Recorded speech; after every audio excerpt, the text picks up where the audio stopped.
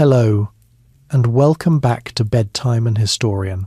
Tonight, we are going to follow the life of a man whose name has outlived nearly everyone he ever knew. He was a country doctor in the south of France, a maker of pills and a watcher of stars, and yet his name became a single word that people whisper whenever the future feels uncertain. Nostradamus. For almost 500 years, people have opened his little book of verses and believed they saw their own century staring back at them. But before the legend, there was simply a boy in a stone house in Provence. And that is where we will begin. Before we settle in, take a moment to like the video and subscribe, but only if you genuinely enjoy what I do here. It means more than you know. And if you feel like it, leave your location and your local time down in the comments. It is a quiet pleasure to know that someone in another city, in another hour of the night, is lying still and listening to the very same story. It helps other sleepless people find their way here too. So let your shoulders drop. Let the room go soft and dim around you. There is nothing you need to do for the next little while except follow along as we drift gently back 5 centuries into the warm light of southern France, into the early life of Michel de Nostradamus. He was born in the town of Saint-Rémy-de-Provence, in the south of France, in the year 1503. The exact day is a small mystery, the kind that often clings to people who become famous long after they are gone. Some records say the 14th of December, others the 21st. It hardly mattered to anyone at the time, because no one had the slightest reason to think this particular infant was worth remembering. He was one of at least 9 children, and in those years children were many and certainties were few. His father was a man named Jaume de Nostradamus, sometimes called Jacques. He was a grain dealer and a notary, which was a respectable and useful trade. A notary drew up contracts, recorded sales, witnessed agreements, and kept the dull but vital paperwork of ordinary life in order. It was the sort of work that made a family comfortable without ever making it grand. The Nostradamus were not nobility. They were the solid, literate middle of their town, the people who could read and write when many around them could not. There was, however, something in the family's past that they did not advertise. Only a generation or two earlier, the family had been Jewish. Michel's grandfather, a man remembered by the name Guy Gassenet, had converted to Catholicism around the middle of the 1400s. When he was baptized, he took a new Christian name, Pierre, and a new surname, Nostradamus, which means Our Lady, taken from the saint's day on which his conversion was made official. It was, in a sense, a complete change of identity. A family name carried for generations was set down, and a new one was picked up like a coat at the door. This was not a casual decision. Spain and parts of France in those years were not kind places for Jewish families. The pressure to convert was constant and often brutal, and conversion was frequently the price of staying, of keeping a home and a trade and a future. So the family chose to blend in. They became, on paper and in church, devout Catholics. But a converted family was rarely allowed to forget where it came from. Their neighbours remembered, the authorities remembered, and later in his life, when Michel had become famous, his enemies would remember too, and they would use it against him. For now, though, none of that touched the child. He grew up in a town wrapped in the soft, dry landscape of Provence, a place of olive trees and low hills, and a sky that seemed to go on without effort. The Alpilles, a small chain of pale limestone ridges, rose nearby like the spine of some sleeping animal. Just outside the town stood the crumbled remains of an old Roman settlement, columns and arches left over from an empire that had ruled this land more than 1,000 years before. A boy growing up there would have walked past the ruins of one vanished world on his way to school in another. It is a strange thing, when you think about it, to learn your alphabet in the shadow of people who once believed their own city would last forever. The Provence of his childhood was warm and agricultural, a country of vineyards, wheat fields, and small walled towns. France itself was only beginning to think of itself as a single country. Power was still divided among great noble families, the church, and a king whose reach was real but not yet absolute. And across all of Europe, something new was stirring. We now call it the Renaissance. Old Greek and Roman texts, lost or ignored for centuries, were being rediscovered, copied, and argued over. The printing press, invented only a few decades before Michel's birth, was beginning to spread books faster and cheaper than anyone had thought possible. Ideas that had once crept slowly from one monastery to another could now travel across a continent in a matter of months. Into this world of fresh ideas and stubborn old fears, the boy grew. We know frustratingly little about his earliest years, which is the honest truth of most childhoods from that era. The poor left no records at all, and even comfortable families left only fragments. What survived about Michel's youth is a mixture of a few documents and a great many later stories, some of which were almost certainly invented to make the legend grander. One of those persistent stories says that he was taught by his mother's grandfather, an old scholar named Jean de Saint-Remy. According to the tale, this great-grandfather was a learned man, perhaps even a physician, who took the bright child under his wing and first introduced him to the movements of the stars and the secrets of plants. It is a lovely image, the wise old man and the eager boy bent together over charts by candlelight. The trouble is that the records suggest this great-grandfather vanishes from history around the year 1504, when Michel was barely 1 year old. So unless the lessons were given to an infant still in swaddling clothes, the story is more poetry than fact. Still, it tells us something useful. Even in his own lifetime, people wanted Nostradamus to have been marked for greatness from the very start. They needed his gifts to come from somewhere old and deep. What we can say with more confidence is that the family valued learning, and that the boy received a good early education. He was taught Latin, the language of scholars and the church, and likely some Greek and Hebrew as well. He learned the basics of mathematics and the rudiments of astronomy, which in that age was tangled up with astrology in a way that seemed perfectly natural. To study the heavens was, for most people of the time, also to study what the heavens supposedly meant for human affairs. The idea that the positions of the planets shaped events on Earth was not a fringe belief held by a few eccentrics. It was the ordinary assumption of educated people, taught in universities and trusted by kings. So the young Michel grew up at a crossing point. He was a Catholic boy from a Jewish family, raised among Roman ruins in a country only beginning to imagine itself, in a century when ancient knowledge and new technology were colliding all at once. He was clever, curious, and clearly destined for more schooling than most children would ever see. His family had the means and the ambition to send him out into the wider world to study, and the wider world, as it happened, was about to become a far more dangerous place than anyone in that quiet Provençal town could have guessed.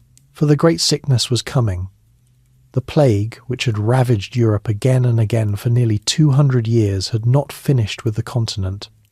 It would return in his lifetime, again and again, and it would shape the entire course of his career.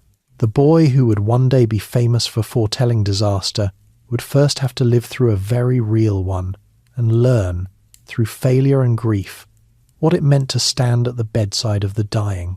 But all of that was still years away. For now, he was simply a child of Saint-Remy, learning his letters under a wide blue sky, with a family name barely a generation old, and no idea at all of the strange immortality waiting for him. The scholar of Avignon. When Michel was around 14 years old, his family did for him what ambitious families had always done for a promising son.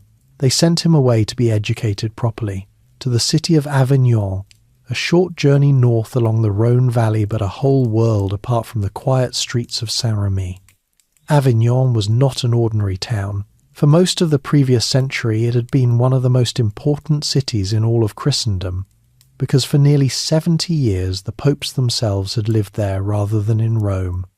A great fortified palace still loomed over the river, its bare stone walls thick enough to survive a siege, a reminder that this had once been the working capital of the Catholic Church. By the time young Michel arrived, the popes had long since returned to Rome. But Avignon remained a centre of learning, law, and clergy, crowded with scholars, priests, lawyers, and students. For a boy from a country town, walking into it for the first time must have felt like stepping into the middle of the world. He enrolled at the University of Avignon to begin his studies, the first steps toward a respectable academic life. The teaching there followed the pattern that had shaped European education for centuries. A young student began with what was called the trivium, 3 subjects considered the foundation of all serious thought. The first was grammar, which meant mastering Latin so thoroughly that one could read, write, and argue in it as easily as in one's own tongue. The second was rhetoric, the art of speaking and writing persuasively, of arranging an argument so it would actually convince someone.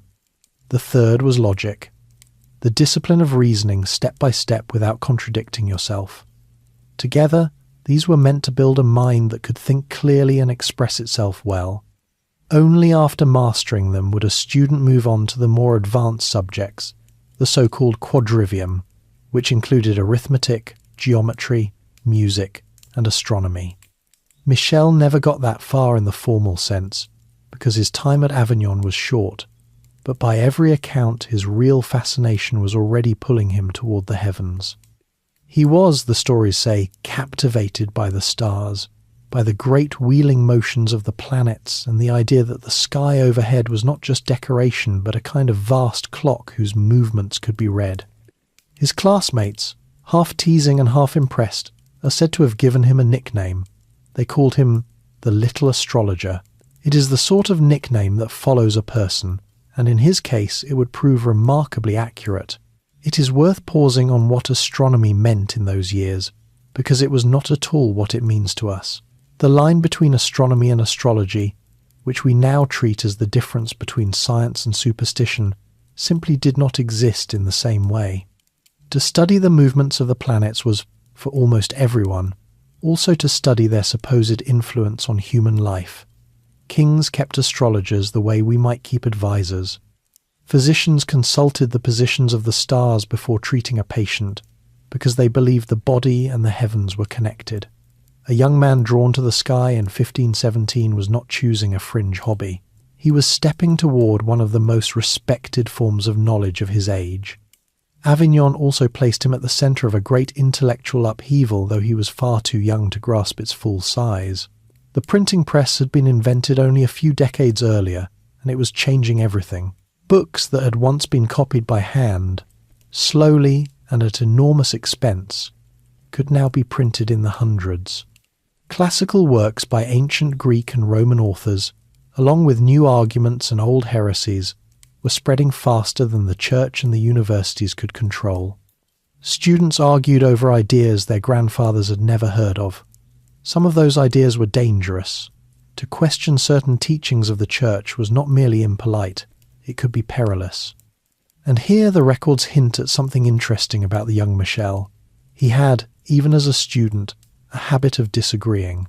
He is said to have voiced objections to some of the things his Catholic teachers told him, to have pushed back rather than simply absorbing the lesson.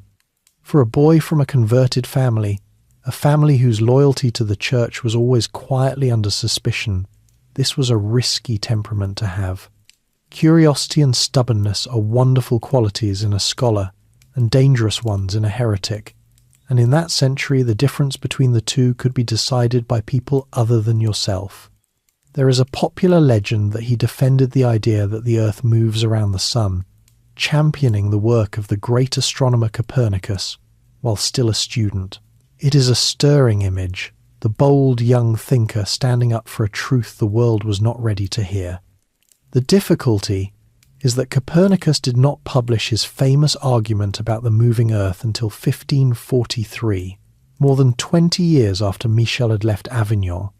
So unless the boy was defending a book that had not yet been written, this particular story belongs to the long tradition of making a famous man seem prophetic about everything, including the careers of people he had never met. It tells us more about how later generations wanted to remember him than about what he actually argued in a classroom. What we can say is that his formal studies were cut short by something far less romantic and far more real. The plague returned. The bubonic plague was the great recurring nightmare of late medieval and Renaissance Europe. The most devastating outbreak, the one history remembers as the Black Death, had swept across the continent in the middle of the 1300s and killed a staggering share of the population, perhaps a third or more in many regions. But that catastrophe had not been a single event. The plague came back again and again over the following 2 centuries, in waves, striking a city here and a province there, retreating, then returning when people had begun to feel safe. No one understood what caused it. They did not know about the bacteria carried by fleas on rats. They blamed bad air, sin, the alignment of the planets, foreigners, and the wrath of God, in roughly that order, and none of their explanations helped them stop it. When the plague reached Avignon, the university did what universities did in such times. It closed its doors and sent everyone away, because crowding scholars together in a city full of disease was a recipe for mass death. So, after little more than a year of formal study, Michel's time at Avignon came to an abrupt end. He was a teenager again without a school, sent back out into a countryside that the sickness was beginning to stalk. For many young men, this would have been a setback, perhaps even the quiet end of a promising path. Education interrupted, ambitions delayed, a return to the family trade. But for Michel it became something else entirely. Instead of waiting at home for the universities to reopen, he set out to travel. By his own later account, he spent the next several years, perhaps as many as 8, wandering through the countryside of France and beyond, learning not from lecture halls but from the land itself. He studied plants. He sought out the people who knew which herbs could ease a fever, which roots could calm a stomach, which preparations might do some good against the diseases that ordinary doctors so often fail to cure. This was the beginning of his real education, and it was a very different kind from the Latin and logic of Avignon. Out in the towns and villages, he met apothecaries, the practical men who actually mixed and sold medicines, who ground herbs and compounded remedies, and dealt every day with the sick. He learned their trade. It was hands-on, unglamorous, and looked down upon by the lofty physicians of the universities, who considered the apothecary's work a mere manual craft beneath a true scholar. That snobbery would cause Michel real trouble later. But for now, he was absorbing something the university could never have taught him, which was direct practical knowledge of disease and the substances people used to fight it. He was also, though he could not have known it, walking straight toward the defining crisis of his profession. The plague that had closed his school was not finished. It would follow him through the towns of southern France for years to come. The young man who had once been teased as the little astrologer was about to become something far more grim and far more useful, a doctor moving from one stricken town to the next, standing in rooms where the air itself was thought to carry death, trying to save people whom most other healers had already given up for lost. The classroom was behind him, the open road, the sick bed, and the long apprenticeship of failure and discovery lay ahead. Montpellier and the great sickness. After years on the road, Michel was no longer a boy. He had grown into a young man with a practical knowledge of medicines that few university scholars could match, and around the year 1529 he decided it was time to make that knowledge official. He travelled to the city of Montpellier and enrolled in its famous medical school to study for a doctorate in medicine. Montpellier was an excellent choice, and an ambitious one. Its medical faculty was among the oldest and most respected in all of Europe, a place where the study of healing had been taken seriously for centuries. Here is something worth knowing as you drift off tonight. That same medical school is still running today, nearly 500 years later, which makes it one of the oldest medical schools in continuous operation anywhere in the world. The lecture halls Michel walked into had already been teaching doctors for generations before he arrived, and they would go on teaching them long after he was gone. The medicine taught there, however, would look very strange to us now. The whole system rested on the ideas of ancient Greek and Roman physicians, especially a Greek doctor named Galen, who had lived more than 1,000 years earlier. Galen's authority was enormous. To question him was almost like questioning scripture. According to this old theory, the human body was governed by 4 fluids, called the humours. There was blood, phlegm, yellow bile, and black bile. Health, the theory went, came from keeping these 4 in proper balance, and illness came when one of them grew too strong or too weak. A person with too much blood was thought to be feverish and overheated. A person with too much black bile was thought to be melancholy and cold. From this idea flowed nearly every treatment a respectable physician would offer. If a patient had too much blood, the cure was obvious. You removed some of it. This was bloodletting, and it was everywhere. Doctors opened veins or applied leeches and drained off what they believed was the excess. They also gave purges to empty the stomach and bowels, and prescribed elaborate mixtures meant to restore the balance of the humours.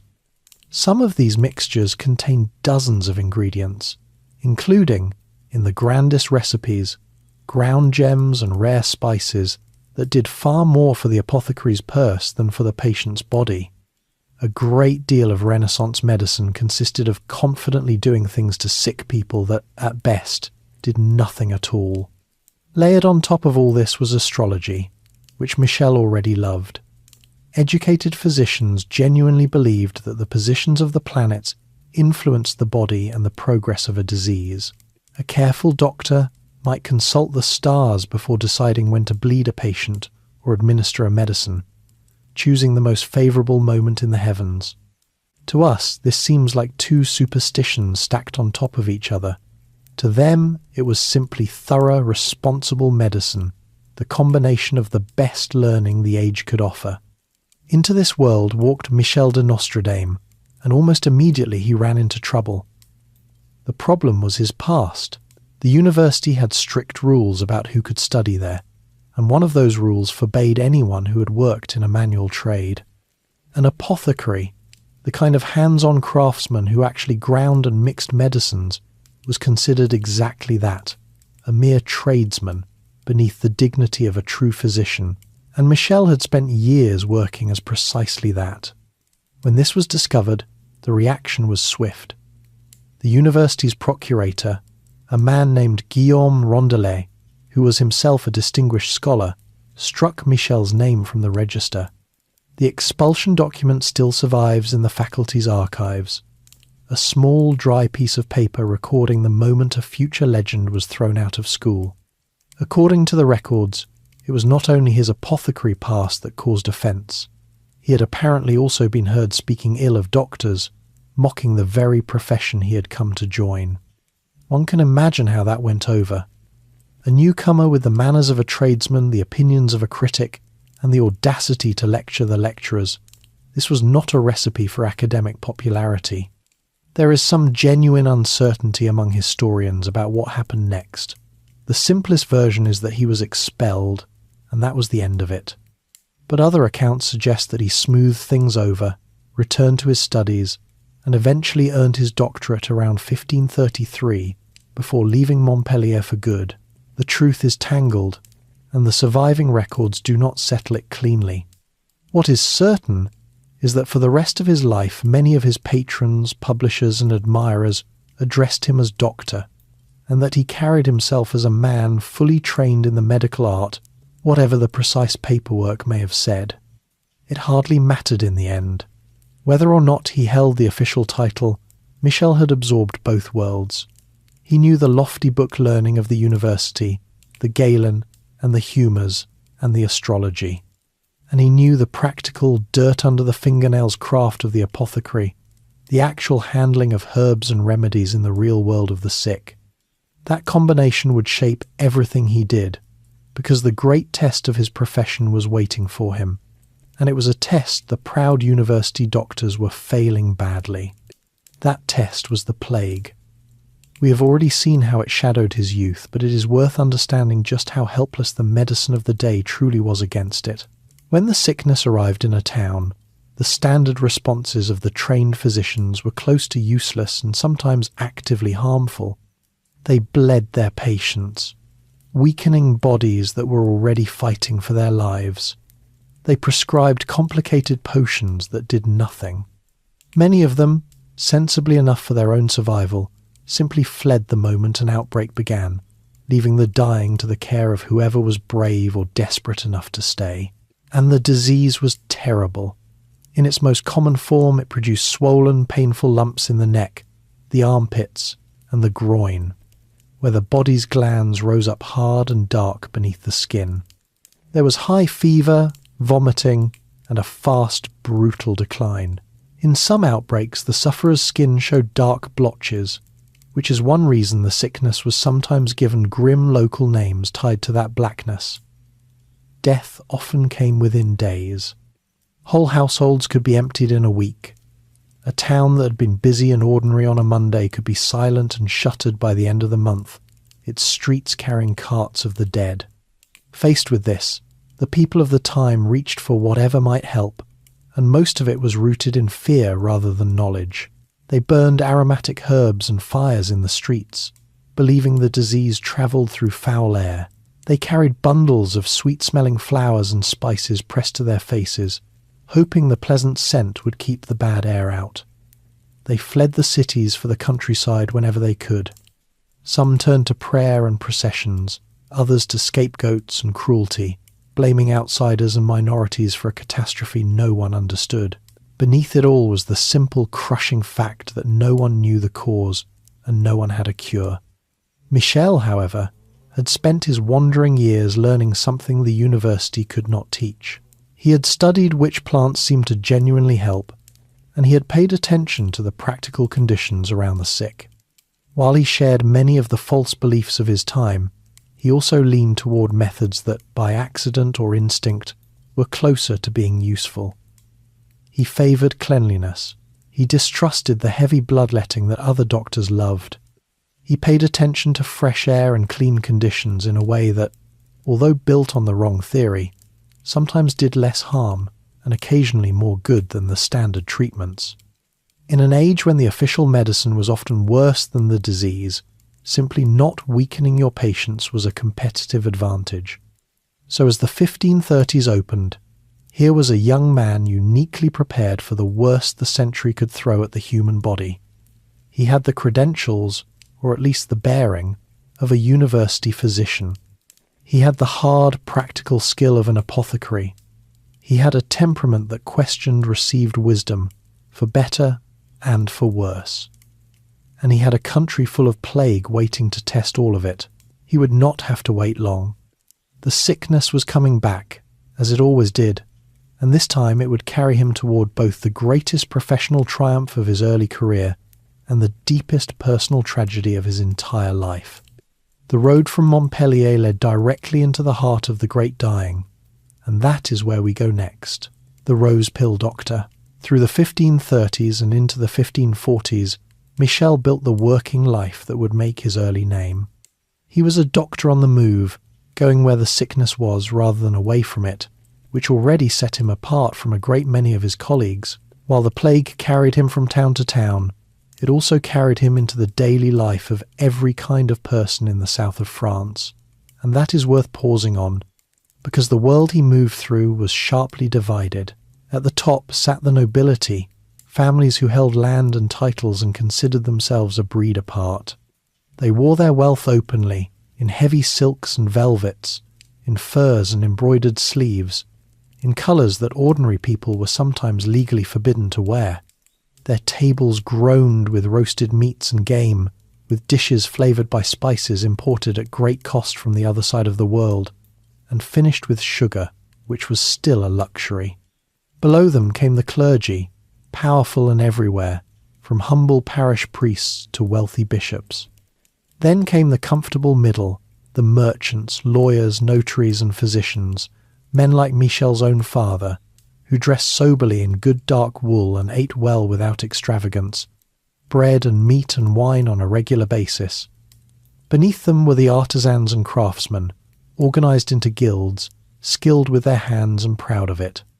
And at the broad bottom stood the great mass of the people, the peasants and labourers who actually grew the food and did the heavy work.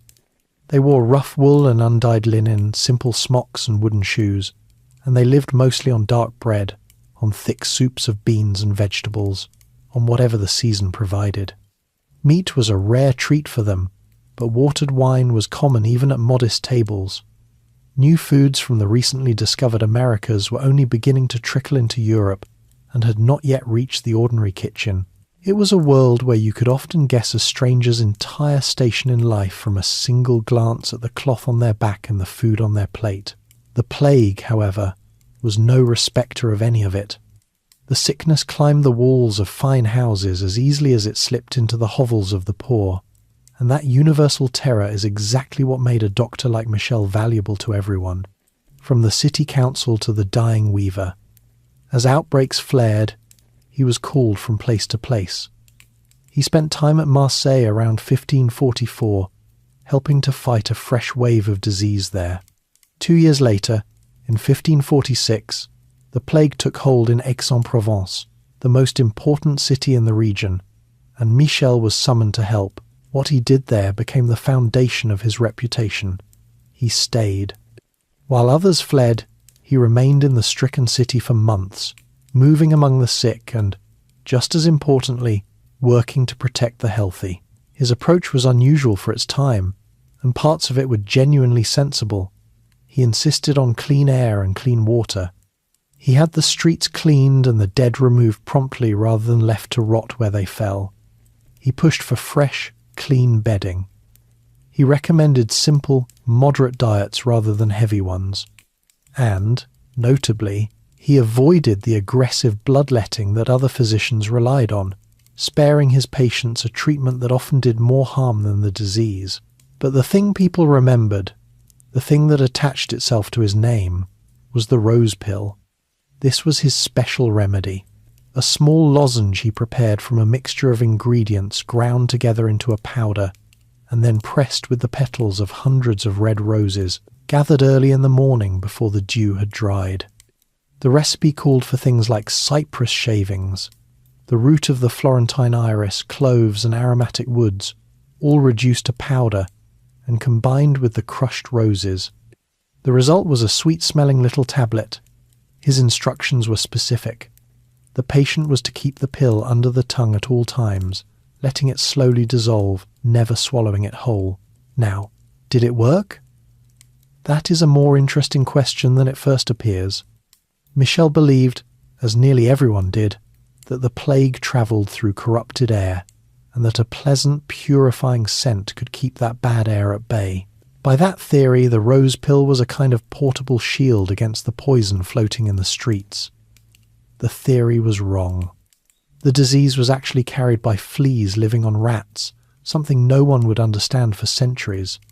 So the pill almost certainly did nothing to cure anyone who had already caught the plague. It smelled lovely, and it did not involve draining the patient's blood, which by the standards of 16th century medicine already made it one of the more advanced treatments on offer, and yet there may have been a sliver of accidental wisdom in it.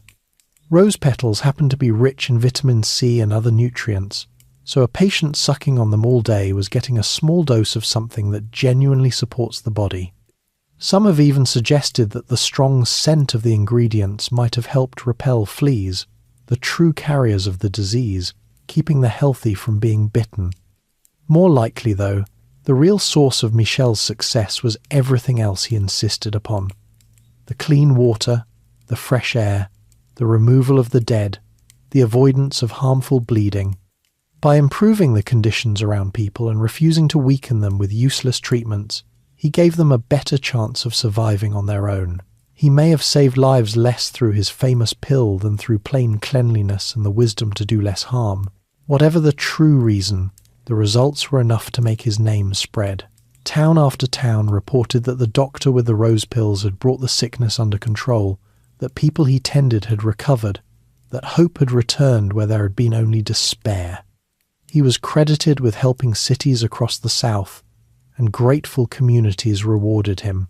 Aix, by some accounts, granted him a pension for his service. He was becoming known not as just another physician, but as the man you called when the plague arrived and ordinary doctors had failed. Success of that kind always comes at a price, and the price was the resentment of his fellow physicians.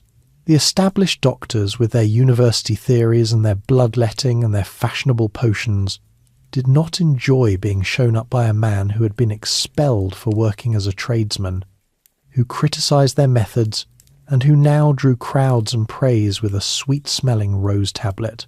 Jealousy followed him from city to city. To some of his rivals he was a charlatan, an upstart, a peddler of pleasant nonsense who got lucky. The fact that his patients kept surviving did little to soften their opinion, because nothing irritates an expert quite like being outperformed by someone he has decided to look down on. There is a small irony hidden in this stretch of his life, and it is worth noting before we move on. The very experience that made Michel a celebrated healer also planted the seeds of a much stranger career. Spending years surrounded by mass death, watching whole towns empty out, seeing the helplessness of the learned profession in the face of catastrophe, would shape how he thought about the future and about fate. A man who has stood in that much dying, again and again, does not come away unchanged. The doctor who tried to push back against disaster with roses and clean water was slowly becoming someone preoccupied with disaster itself, with what was coming, with the patterns that seemed to govern when the world turned cruel. He was also accumulating the practical material of his later fame. The knowledge of herbs and preparations that he had gathered over all these years would eventually find its way into a book, a treatise on cosmetics and the making of preserves and jams, a thoroughly practical work that, somewhat surprisingly for a man now remembered as a prophet, became a bestseller in its own right. The same hands that ground rose petals into plague pills would later write recipes for face creams and fruit conserves. It is a useful reminder that before he was the mysterious seer of legend, he was a working man who knew exactly how to make a marketable product. But this productive, respected, rising life was about to be shattered. For all his skill, for all the towns he had helped, the plague was about to come for the one place no remedy could protect, his own home. The doctor who had saved so many strangers was about to face the limits of his art in the most personal and devastating way possible, and the loss that followed would break the life he had built and send him wandering once more. The loss that broke him. The life Michel had been building came apart not on the road but at home. In the early 1530s, while he was still establishing himself as a physician, he had settled for a time in the town of Agen, in the southwest of France. It was a pleasant place to be a young doctor of growing reputation. Agen was home to one of the most celebrated scholars of the age, a brilliant and famously difficult man named Julius Caesar Scaliger, a humanist whose learning drew admirers from across Europe. Michel was one of them. The two men struck up a friendship, drawn together by their shared appetite for knowledge, and for a while Michel must have felt he had arrived. He had skill, he had connections, he had the company of one of the great minds of the day. He also took a wife. We know remarkably little about her, not even her name with certainty, which is a quiet sadness in itself. The records that survive give her name differently in different places, and history has largely lost her. What we do know is that they married, that they had 2 young children, and that for a few years Michel had the ordinary precious thing that most people spend their lives wanting: a home, a family, a future that looked settled. Then the plague came to Agen. This is the cruelest turn in his whole story, and it needs no exaggeration to land. Michel de Nostradamus, the doctor whose name was beginning to mean hope in the face of the sickness, the man who would later be summoned to save whole cities, could not save his own wife and children. The disease took all 3 of them. The healer stood in his own house and watched his family die of the very thing he had devoted his career to fighting. And there was nothing in his herbs, nothing in his rose pills, nothing in all his learning that could stop it. We have no record of his private grief, no letter pouring out his heart, and given the man he became, perhaps that is fitting. But we can see the wreckage it left in the public facts of his life, because the loss did not stay private. It destroyed his reputation. The logic of the time was brutally simple. If this celebrated doctor could not even keep death from his own door, What good were his treatments to anyone else? Patience fell away, trust evaporated. The argument that he had been merely lucky, the whisper of his jealous rivals, suddenly sounded a great deal more convincing. A physician's reputation rests on the belief that he can help, and that belief, in his case, had just been buried with his family. The disasters arrived in a cluster, as they often do. His late wife's family, it seems, turned on him and went to court to demand the return of her dowry, the money that had come with the marriage. The friendship with the great Scaliger, that proud and quarrelsome man, soured into open hostility. Whatever the cause, the two former companions became bitter enemies, and a powerful friend turned into a powerful adversary. In a small town, the falling out of two prominent men is everybody's business, and it cannot have helped Michel's collapsing standing. And then came the most dangerous blow of all, the one that touched not just his livelihood but his life. Sometime around 1538, Michel made an offhand remark that would nearly destroy him. The story goes that he passed a craftsman casting a bronze statue of the Virgin Mary, and that he criticised the work, saying something to the effect that the man was making devils, meaning only that the figure was ugly and badly made. It was the kind of careless, slightly arrogant comment a sharp-tongued man might make without thinking twice. But these were not times for careless words about holy images, someone reported him. The remark was carried to the officers of the Inquisition, the Church's machinery for hunting out heresy, and Michel was summoned to answer for it before the authorities at Toulouse. For most people this would have been frightening. For Michel it was far worse than for most, and he knew it. He came from a converted Jewish family, a background that already drew suspicion. He had a documented habit of disagreeing with the Church's teachings.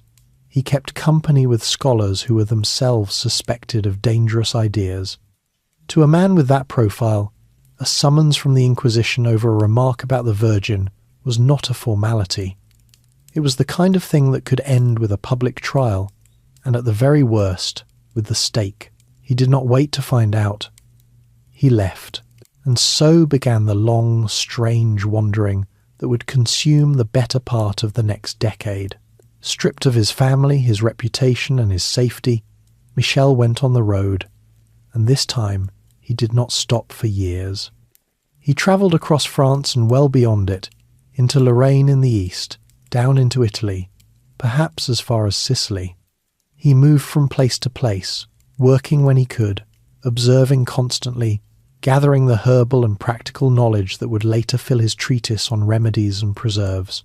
These were lost years in one sense, a man fleeing rather than building, but they were also formative.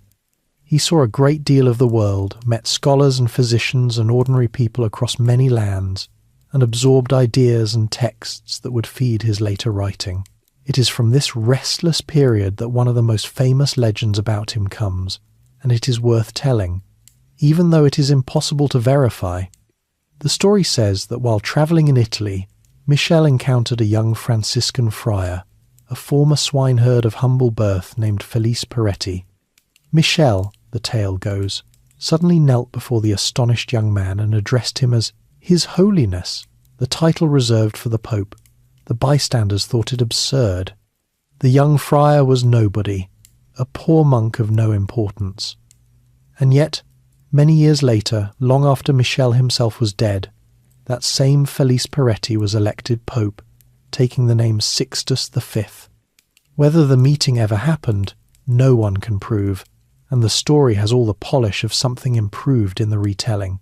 But it captures how, even in his own century, people had begun to weave the idea of uncanny foresight around him. Something was indeed shifting in Michel during these wandering years. The grief he carried, the helplessness he had felt at his family's bedside, the years of watching the sickness sweep through town after town, all of it seems to have turned his mind toward larger questions. He had spent his life trying to push back against catastrophe one patient at a time, and catastrophe had won, in the most personal way imaginable. A man who has learned painfully that he cannot prevent the worst from happening may begin instead to think about whether he can at least see it coming. The fixation on the future, on prophecy, on the hidden patterns behind the rise and fall of fortune, did not appear out of nowhere. It grew, slowly, in the soil of loss. By the middle of the 1540s, he had drifted back into Provence, his homeland, and the timing brought him straight back into the work that would partly restore him.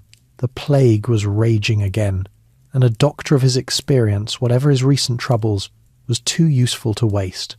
He threw himself once more into fighting the disease, and his successes in the stricken cities of the south began, gradually, to rebuild the name that grief had wrecked. The man who had lost everything was slowly becoming respectable again, useful again, sought after again. But he was not the same man who had married hopefully in Agen all those years before.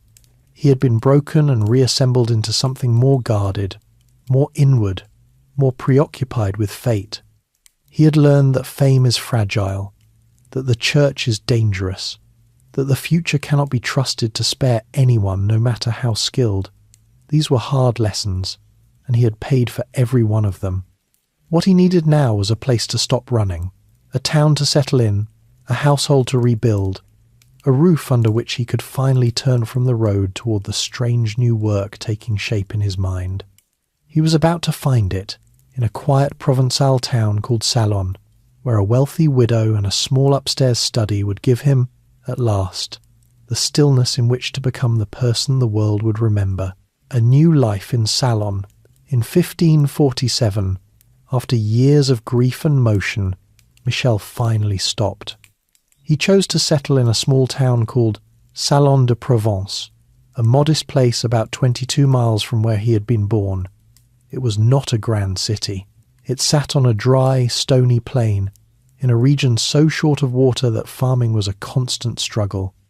But it was quiet, it was familiar, and it was far from the courts and the inquisitors who had made his life so dangerous.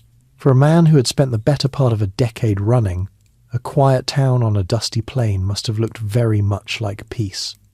That same year he married again. His new wife was a widow named Anne Ponsard, sometimes known by the affectionate nickname Gemelle, which carried the sense of a twin or a little double. She was well off, the kind of comfortable match that gave a man stability, and she brought property and standing to the marriage.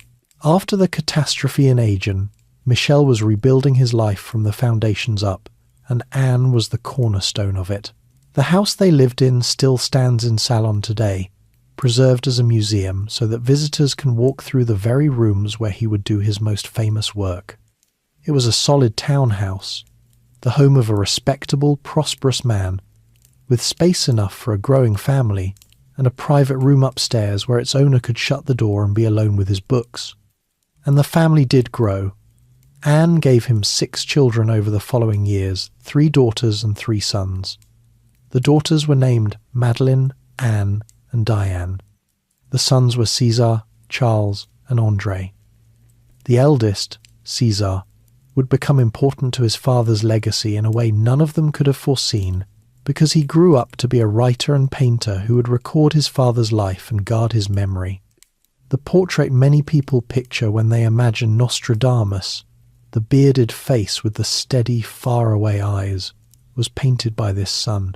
It is a strange kind of immortality, to be remembered through the brush of your own child.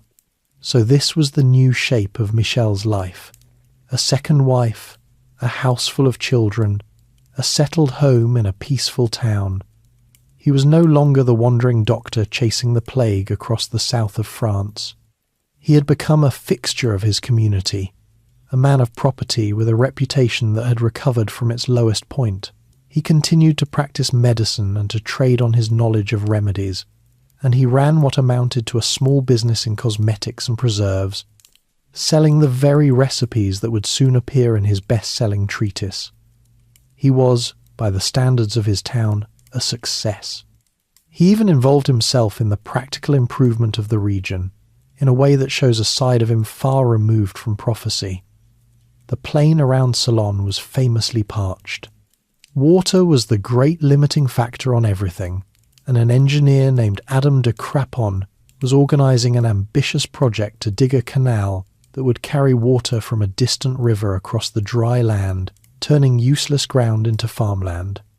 Between the years 1556 and 1567, Michel and his wife invested in this scheme, buying a small share, roughly 1 part in 13, of the enterprise. It was the act of a sensible, forward-looking property owner, a man putting his money into infrastructure that would raise the value of the land around him. The famous Seer of legend, the man supposedly gazing across centuries at the fate of empires, was also perfectly happy to invest in a local ditch because it was good business. But beneath the comfortable surface of this respectable life, something else was taking shape. Salon gave Michel what he had never had before, which was time. Time to read, time to think, time to sit alone in that upstairs room with his books and his charts and the long thoughts that had been forming in him since the loss of his first family. He had a lifetime of experience to draw on now. He had seen mass death, the collapse of fortune, the helplessness of human knowledge against catastrophe. He had absorbed years of reading, both the respectable kind and the more shadowy works on astrology and ancient prophecy that he had gathered during his travels. He was a man with a great deal on his mind, and finally, the leisure to do something with it. What he chose to do was write. Around the year 1550, he began producing almanacs. To understand why this mattered, you have to understand what an almanac was in that century.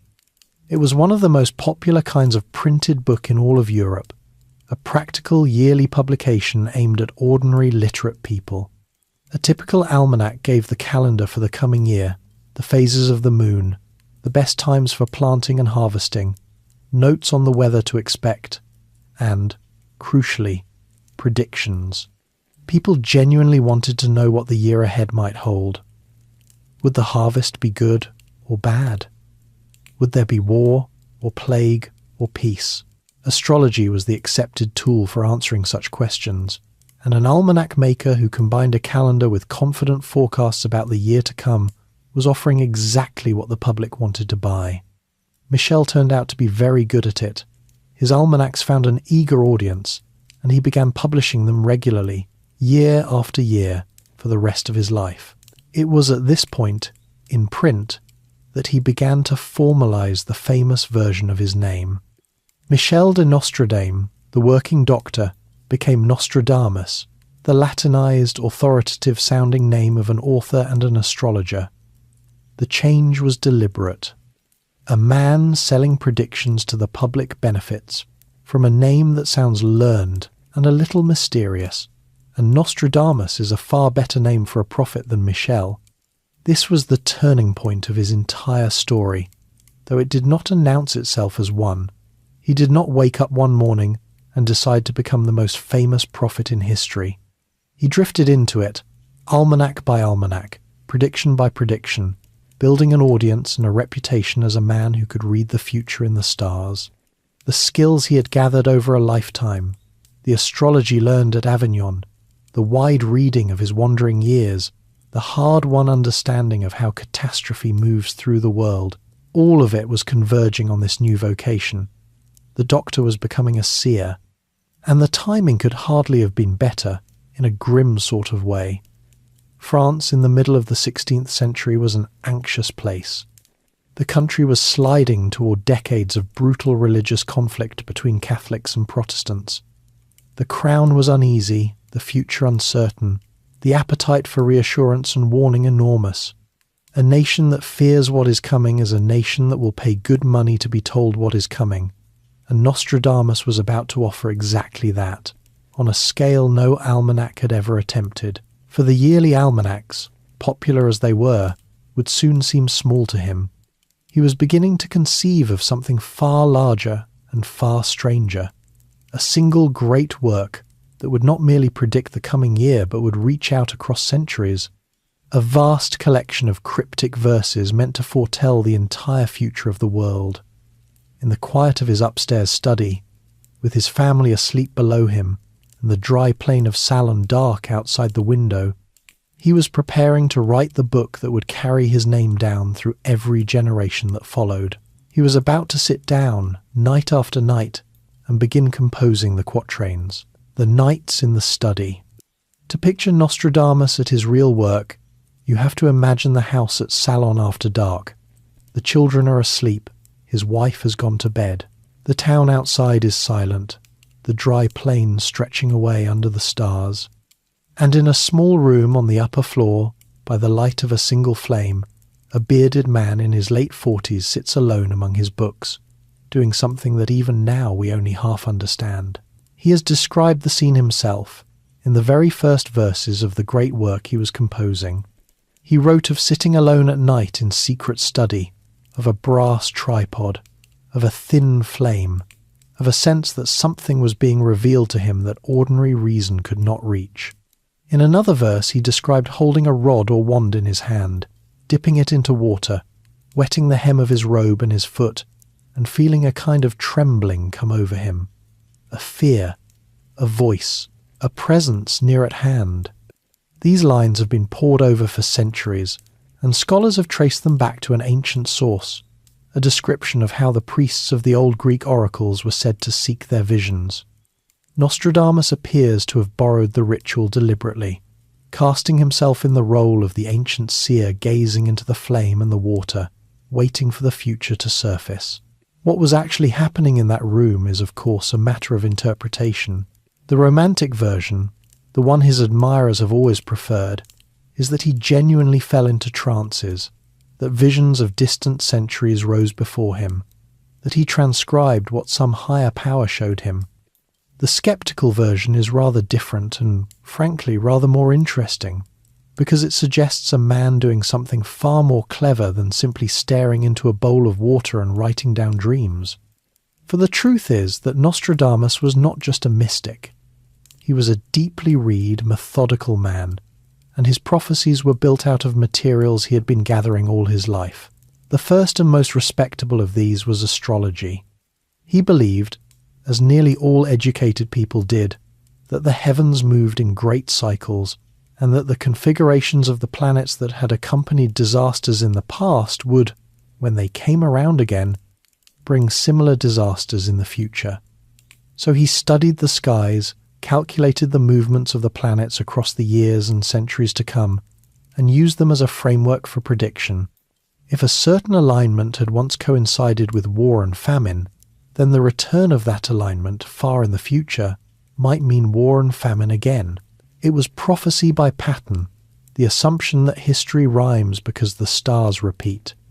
His second great source was history itself.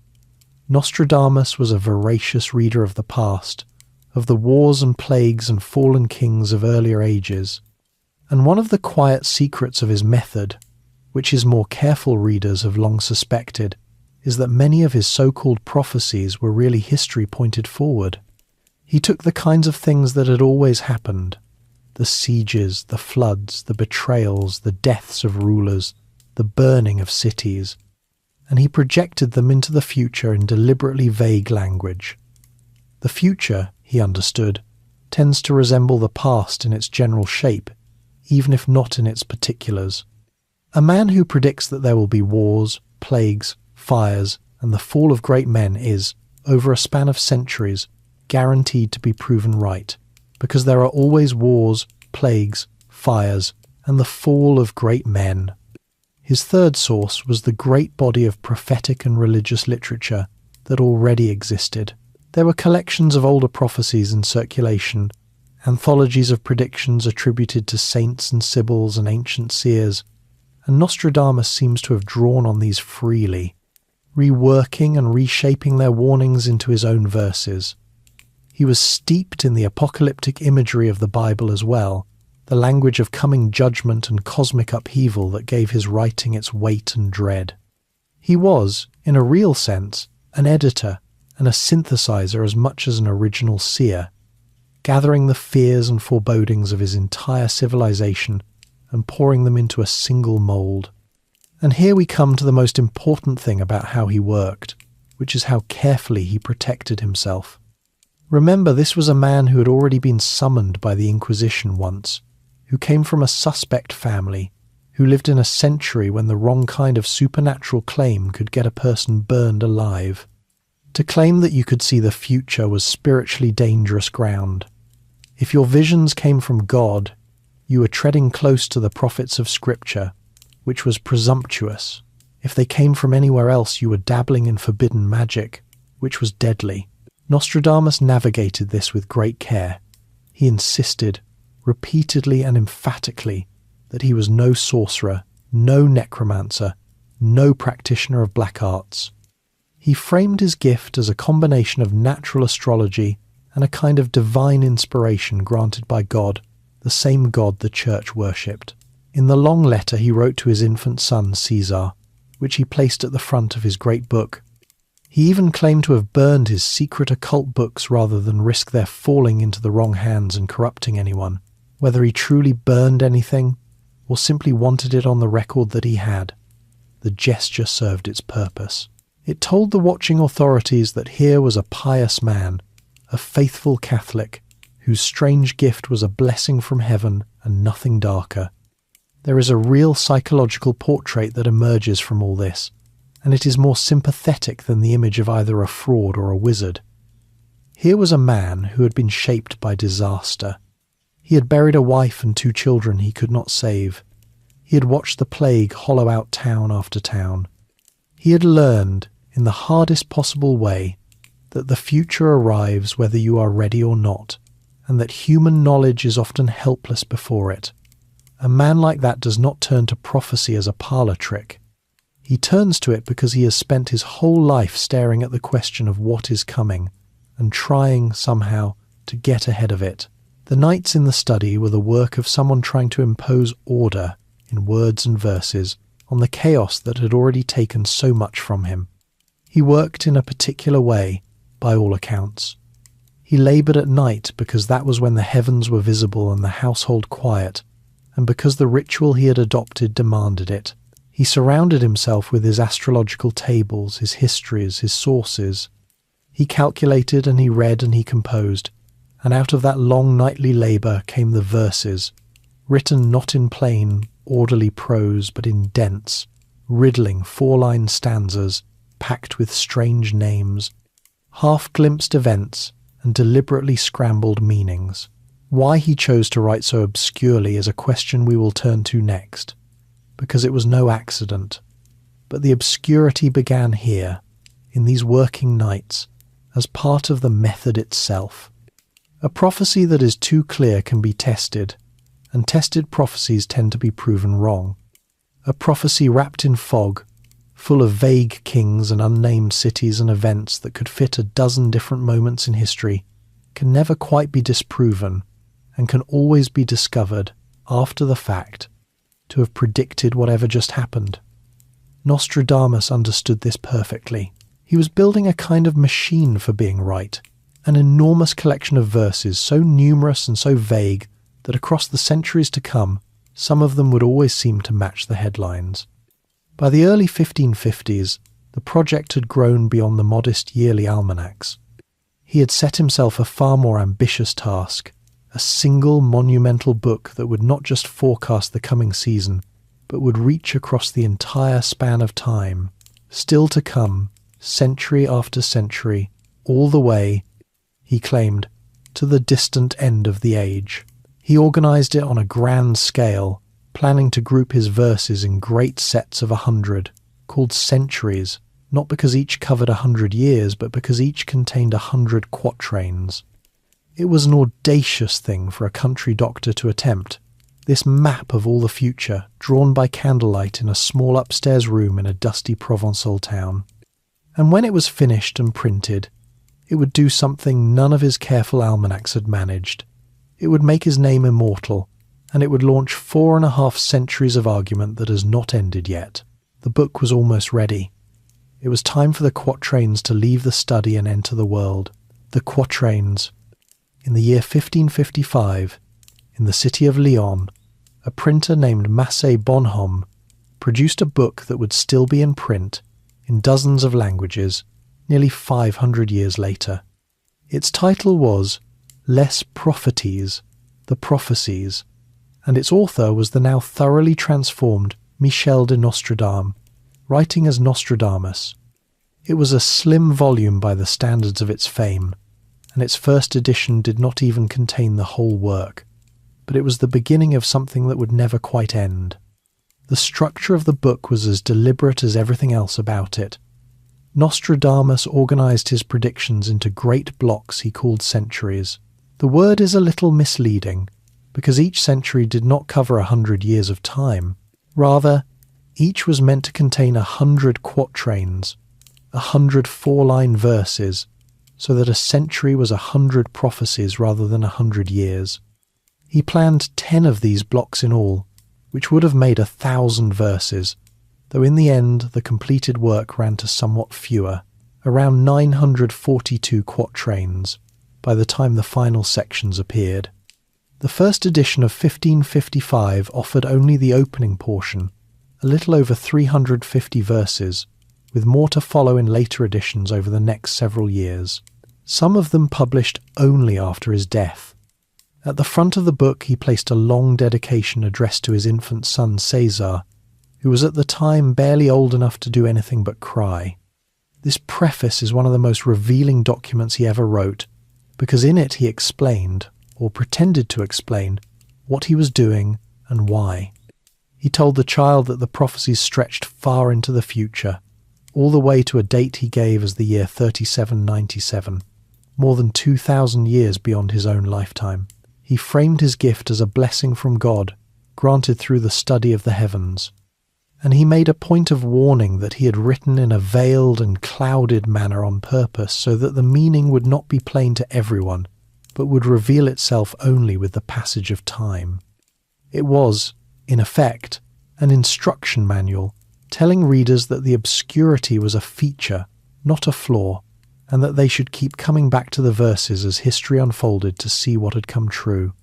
And the verses themselves are extraordinary things to read, in the most maddening possible way. They are written mostly in French, but it is not ordinary French. Nostradamus salted his language with words and fragments from Latin, from Greek, from Italian, from the old Provençal tongue of his home region. He used archaic spellings and twisted grammar, so that even native French readers of his own day had to puzzle over his meaning. He scrambled names, sometimes through anagrams, rearranging the letters of a place or a person so that the reference was hidden in plain sight. He referred to kings and cities and nations by cryptic nicknames, by classical allusions, by symbols drawn from astrology and mythology. A lion might mean a country, a bird of prey might mean an empire, a single proper name might be an anagram of something else entirely. The result is verse that seems to shimmer with meaning while refusing to settle into any clear statement.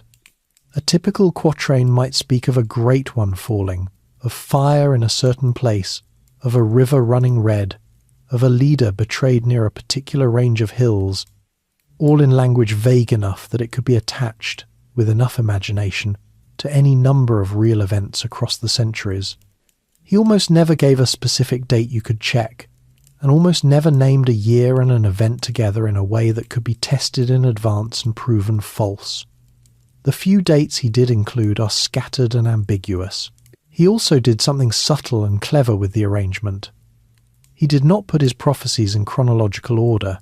The verses do not march forward through time, the first describing the near future and the last describing the distant end.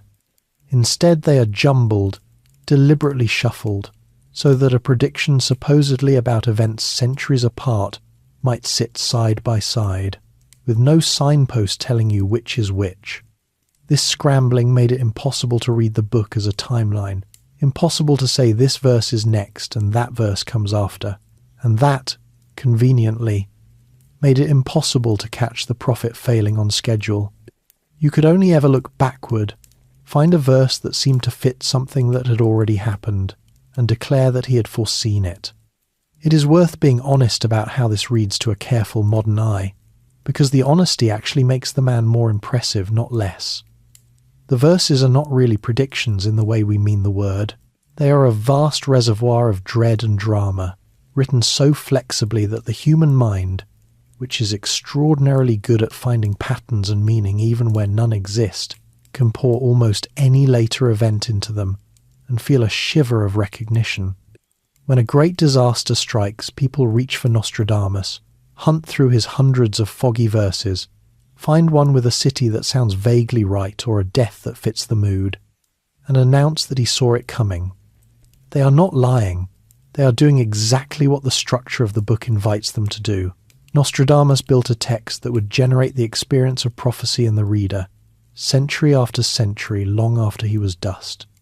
Whether he fully understood that this was what he had made, or whether he half believed in his own visions, is one of the things we can never quite resolve, and it is part of what makes him so fascinating.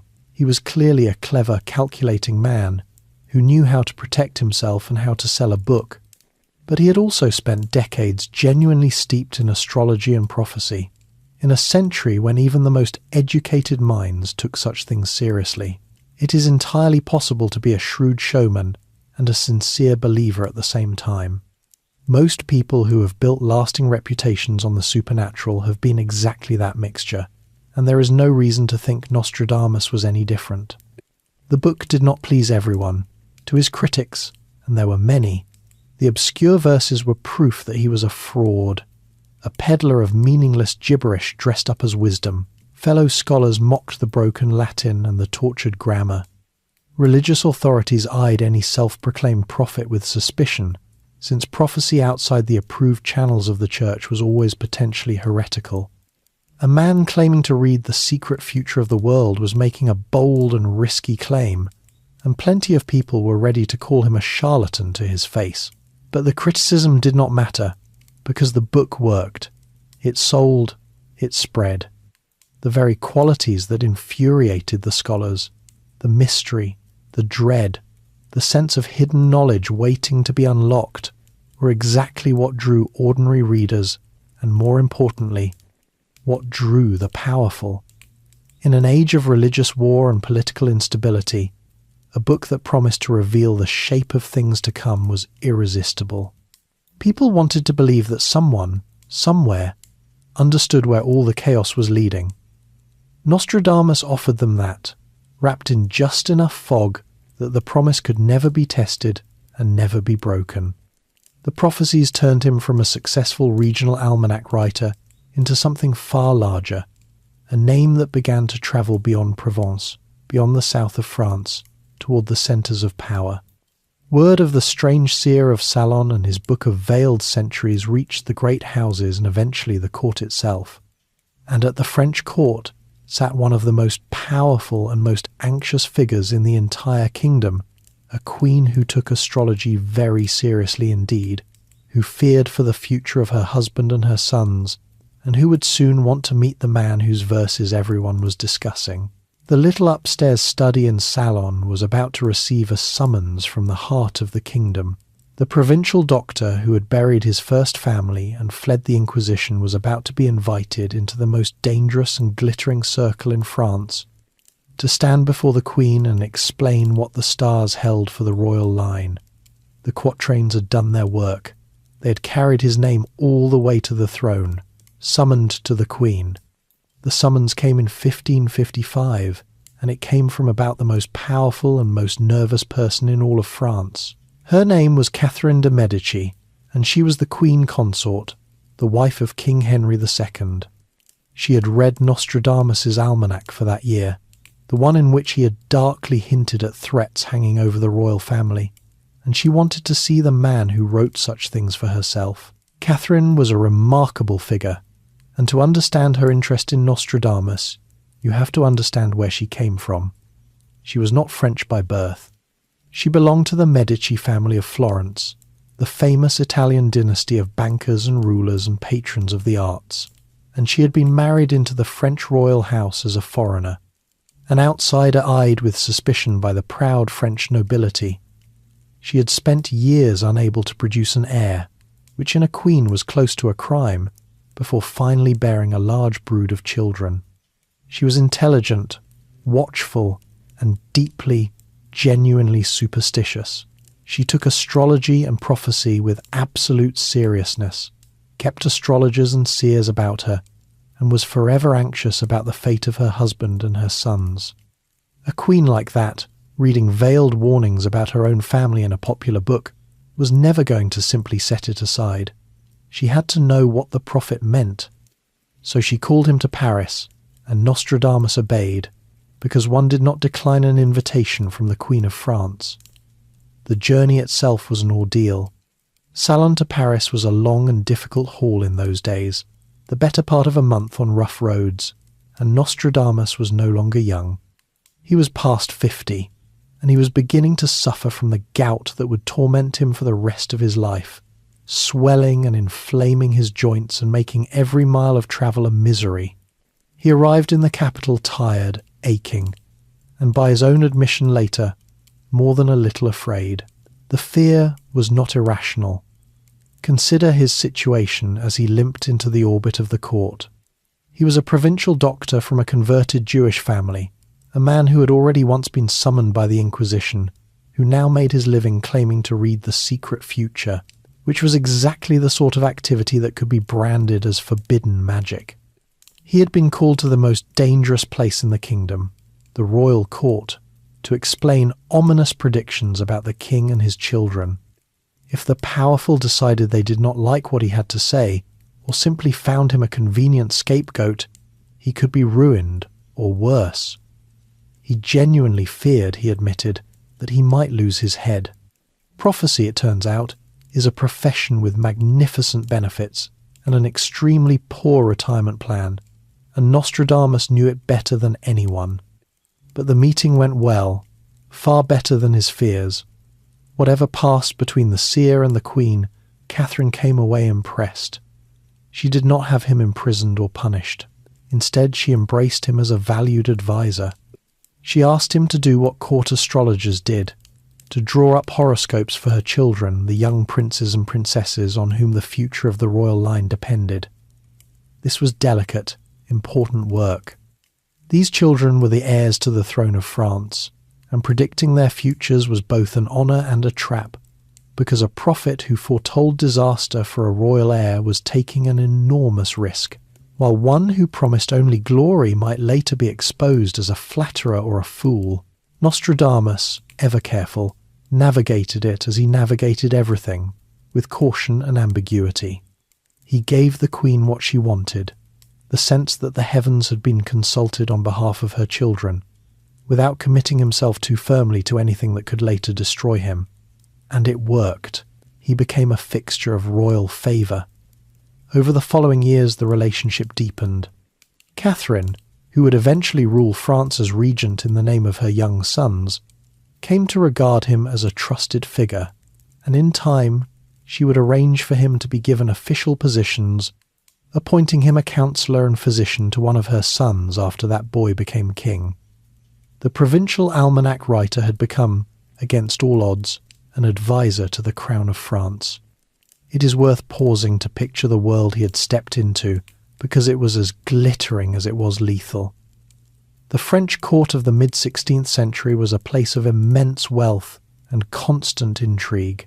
The Valois kings ruled over a magnificent, cultured, and dangerously unstable kingdom.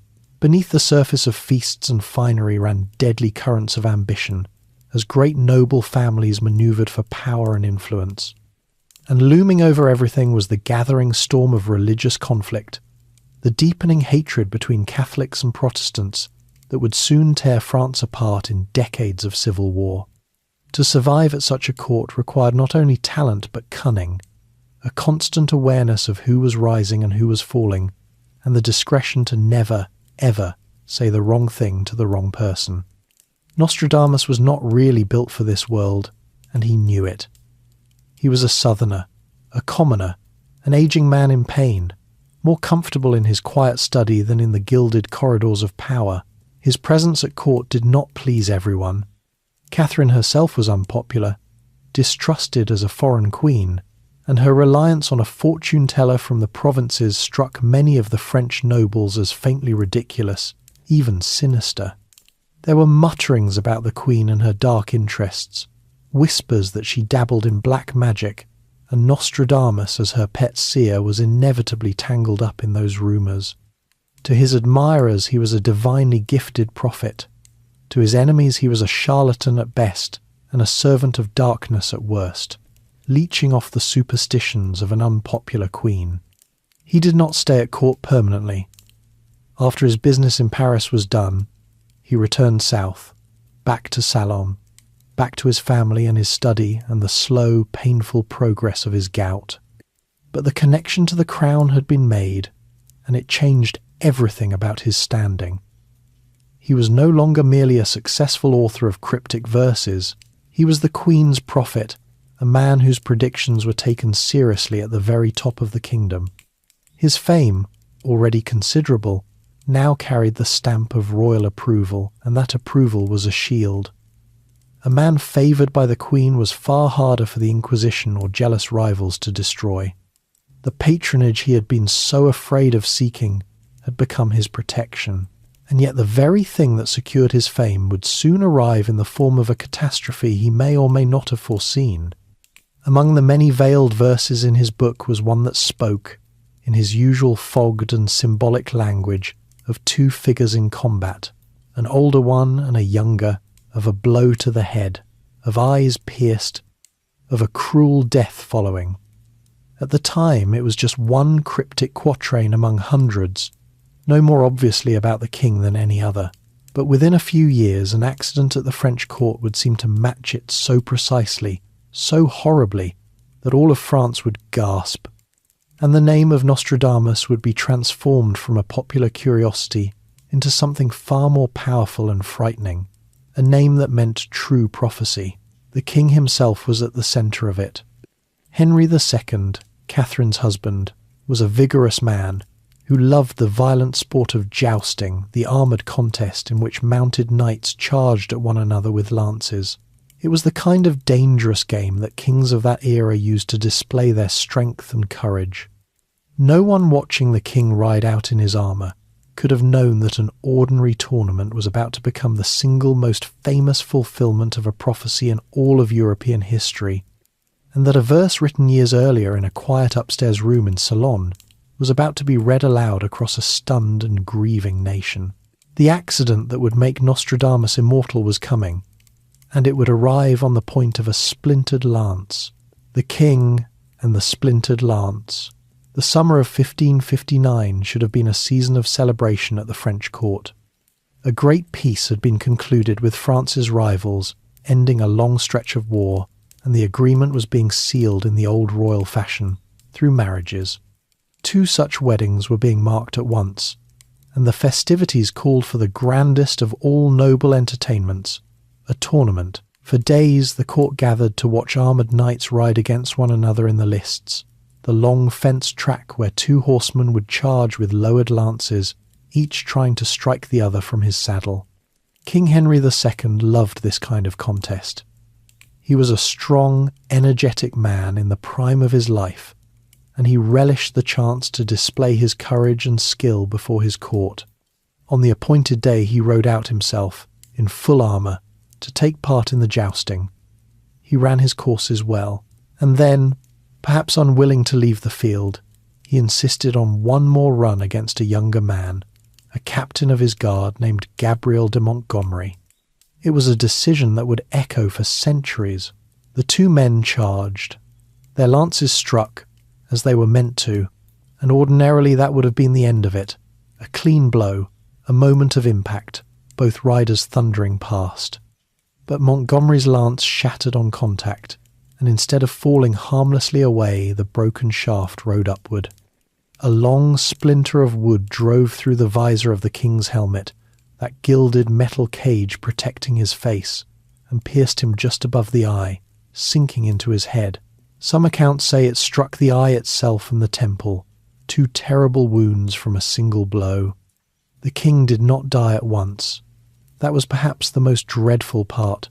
He was carried from the field, and for the better part of 2 weeks he lay in agony while the finest physicians and surgeons in France laboured over him, helpless. The wound festered. There was nothing they could do. After some 10 or 11 days of suffering, on the 10th of July, 1559, King Henry II of France died of his injuries. A king dead in a jousting accident was shocking enough on its own. But what happened next is the reason we are still telling this story. Someone remembered a verse. Years earlier, in the Great Book of Prophecies, Nostradamus had written one of his cryptic quatrains, describing, in his usual veiled and symbolic style, a scene of single combat. The verse spoke of a younger lion overcoming an older one, of a contest fought face to face, of eyes pierced through a frame of gold, of two wounds becoming one, and of a slow and cruel death following the blow. At the time it had been written, it was just one shadowy verse among hundreds, attached to no particular person or date, as meaningless or as meaningful as any of the others. Now, suddenly, it seemed to leap off the page. An older man and a younger one in single combat, a piercing of the eyes, a wound to the head through a cage of gold, which fit horribly well with the king's gilded visor. Two wounds in one, a cruel, lingering death. Line by line it appeared to describe exactly what had just happened to the king, and people across France made the connection. The Seer of Salon, the man the queen had summoned and favoured, had foretold the death of the king himself. The effect was electric. Nostradamus, who had been a famous and somewhat controversial author, became something else entirely in the public mind. He became a true prophet, a man who had genuinely seen the future, whose veiled words concealed real and terrible knowledge. His book, already popular, became essential reading. His reputation soared to heights no almanac writer had ever reached. From this single, spectacular, apparent fulfillment flows much of the awe that still surrounds his name today. Nearly everyone who has ever heard that Nostradamus predicted the future has, knowingly or not, been influenced by the story of the king and the splintered lance. It is worth stepping back, gently, to look at this more carefully, because the truth is more subtle than the legend. The verse does not actually name Henry II. It does not name France, or the year, or the tournament, or Montgomery. It speaks of a lion, a symbol that could mean almost anything, and of combat and a head wound, which are hardly rare in a violent age. The connection between the verse and the king's death was made after the fact, by people who already knew exactly what had happened and went looking through the prophecies for something that seemed to fit. And in a book of hundreds of foggy verses full of death and disaster, finding one that loosely matched a dramatic real event was not difficult. This is the same process we saw being built into the book from the very start. The human mind's genius for matching a vague pattern to a vivid memory. But here is the thing that makes Nostradamus genuinely interesting rather than simply a fraud. It does not actually matter, for his fame, whether the prophecy was real. What matters is that people believed it was, and that belief was self-reinforcing. Once it was established that he had foreseen the king's death, every subsequent disaster sent people scurrying back to his verses to find the prophecy that fit, and they always found one. And each new match confirmed the legend a little more. He had built a reputation that could feed on history itself, growing stronger with every catastrophe the world produced. The death of Henry II did not prove that Nostradamus could see the future. It proved something more durable, which is that he had created a system of belief that no single failure could ever quite kill. Not everyone reacted with awe, however. There was a darker side to this sudden fame, and Nostradamus felt it. If a man can foresee the death of a king, the uneasy question follows, how does he know? In a deeply religious and superstitious age, foreknowledge of disaster was not always a gift from God. It could be a sign of dealings with the devil. To some of the grieving and frightened people of France, the prophet who had predicted their king's death looked less like a holy seer and more like a sorcerer who might somehow have helped bring it about. There are accounts that in Paris, angry crowds turned on him, that his image was burned in effigy, that the authorities took an interest in this dangerous man who knew too much. The very prediction that made him immortal also made him, for a time, an object of fear and hostility. So the death of Henry II cut two ways for Nostradamus.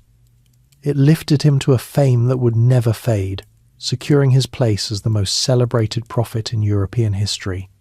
And it surrounded him with a cloud of suspicion and dread, the unease that always clings to those thought to know the unknowable. He was protected to a degree by the favour of Queen Catherine, who had now lost her husband and was about to become one of the most powerful figures in France as regent for her young sons. Her continued belief in him kept the worst of the danger at bay. But he can have had few illusions about how precarious his position remained. Famous, favoured, feared, and suspected all at once. The years that followed the king's death were not kind to France.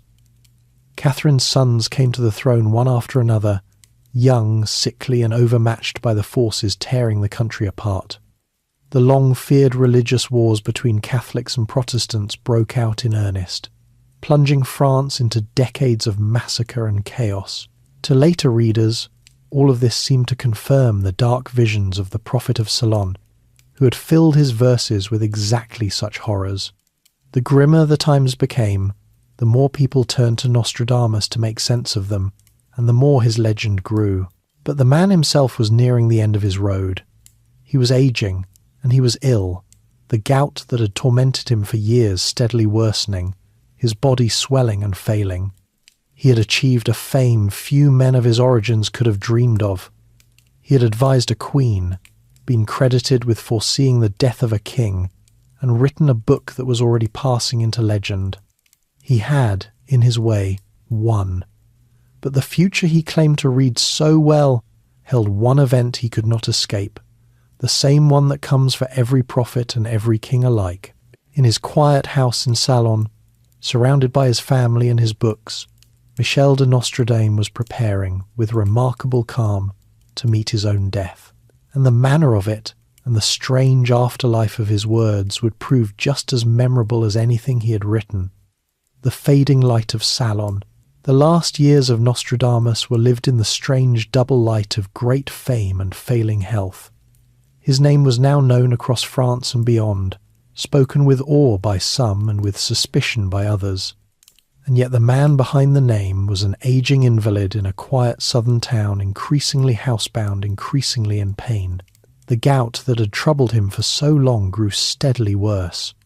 It is a disease that inflames the joints, and in his case, it eventually developed into a swelling of the body that the doctors of the day called dropsy, what we would now recognize as the fluid retention of a failing system. Movement became difficult and then nearly impossible. The man who had once wandered across France and Italy for years on end, who had ridden the long road to Paris to meet a queen, was now often confined to his house, to his bed, to the very study where he had written his prophecies. His fame had its inconveniences as well as its rewards. At one point, in the early 1560s, he ran afoul of the authorities over something almost comically bureaucratic. A royal rule had been introduced requiring that almanacs be approved by a bishop before publication, and Nostradamus had brought out one of his yearly almanacs without obtaining the proper permission first. For this he was briefly held in custody. The celebrated prophet of the French court tripped up not by heresy or sorcery but by a paperwork violation. It is a useful reminder that even in the 16th century the surest way to get into trouble was usually to ignore a regulation. But the great honour of his final years came in 1564, and it was considerable. Queen Catherine, now the most powerful person in France as regent for her young son King Charles IX, undertook a grand tour of the kingdom, travelling with the boy king through his realm to show him to his people and steady the country through its troubles. And on this royal progress through the south of France, the Queen made a point of stopping at Salon to visit Nostradamus in person. Imagine what that meant for the town and for the man. The Queen of France, with the king himself at her side, coming to the door of a private house in a small Provençal town to pay her respects to its most famous resident. Whatever the nobles of Paris thought of him, the crown had honoured him about as openly as it was possible to do. It was during this period that he was formally appointed counsellor and physician to the king, the official seal on a lifetime of unlikely ascent. He had a secretary now, a younger man named Jean Ames de Chavigny, who assisted him and who would later help preserve and promote his work. And it was to this secretary, the stories say, that Nostradamus made his final prophecy, the only one that came true beyond any argument. As his health collapsed in the summer of 1566, he had already set his affairs in order with great care. About 2 weeks before the end, he drew up his will, a detailed document distributing his considerable wealth, for he had died, or rather was about to die, a genuinely prosperous man. He left a substantial estate to his wife and children, the fortune of a successful physician, author, and royal favourite. Then, on the evening of the 1st of July, 1566, he is said to have told his secretary that he would not see him alive again. The next morning, the 2nd of July, Chavigny found him dead. He was 62 years old. Various accounts describe him slumped beside his bed or his bench, having passed in the night exactly as he had foretold. It is the perfect ending for a prophet, of course, almost too perfect, and one suspects the story has been polished by retelling. But it is also entirely possible that a gravely ill man, who knew his own body was failing, simply made a shrewd and accurate guess about his last night. Either way, it became part of the legend, the seer who predicted even the hour of his own death. He was buried in Ceylon, laid to rest in the wall of a local chapel belonging to the Franciscan friars, in keeping with his standing as a man of wealth and reputation. And here the story takes one last strange turn, the kind that seems to follow Nostradamus even into the grave. More than 2 centuries after his death, during the chaos and fury of the French Revolution, when mobs across France were attacking the symbols of the old order, including churches and tombs, his resting place was broken open and his bones disturbed. There is a persistent legend attached to this, almost certainly more colourful than true, that one of the men who desecrated the grave drank wine from the prophet's skull as a grim joke and was shot dead by a stray bullet not long afterward, as if Nostradamus had reached out from beyond to punish the insult. The tale is surely embroidered, but it is exactly the sort of story his legend attracts, and his remains were eventually gathered up and reburied with more dignity in another church in Salon, where they rest today. What he left behind was not really his medicine, nor his rose pills, nor even the memory of his service to the crown. What he left behind was the book. The Prophecies has remained in print, in one form or another, almost continuously from his death down to the present day, which is nearly 500 years, a span that places it among the most durable books ever published. Generation after generation has returned to those foggy verses, and each generation has found in them whatever it most feared. This is the genuinely remarkable thing about Nostradamus, the thing that outlasted everything else about him. After every great catastrophe in the centuries since his death, someone has reached for his book and announced that he foresaw it. Great fires, revolutions, the rise and fall of conquerors, terrible wars, sudden disasters, all of them have been matched, after the fact, to one or another of his cryptic quatrains. The verses are so numerous, so vague, and so packed with the universal stuff of human disaster that they can be bent to fit almost any event, and the human longing to believe that someone saw it coming does the rest. He built, perhaps without fully intending to, a kind of mirror in which every anxious age could see its own face. It would be easy to dismiss all of this as mere superstition, and in a strict sense the skeptics are right. There is no good evidence that Nostradamus ever predicted any specific event in advance in a way that could not be explained by chance, vagueness, and hindsight. But to leave it there would be to miss the more interesting truth. The story of Nostradamus is not really the story of a man who could see the future. It is the story of how a clever, wounded, deeply human man, shaped by plague and grief and the dangers of his age, gave voice to something permanent in human nature. Our need to believe that the chaos around us has a hidden order, that the disasters that befall us were written somewhere in advance, that someone, somehow, understood. He was a real person before he was a legend. A boy in Saint-Rémy learning his letters beneath Roman ruins. A young doctor who lost everything to the same plague he fought.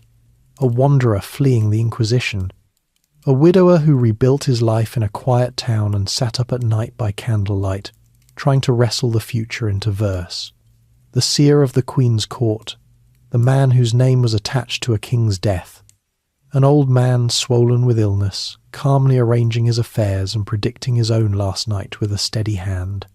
He could not actually see the future. No one can. But he understood, better than almost anyone, how badly people want to, and he wrote a book that has been answering that want for nearly 5 centuries. In the end, that may be a stranger and more lasting kind of immortality than any true prophecy could have given him. The doctor who could not save his own family from the plague became, through his words, very nearly impossible to kill. And so the light in the upstairs study at Ceylon finally went out on a summer night in 1566, just as its owner had said it would.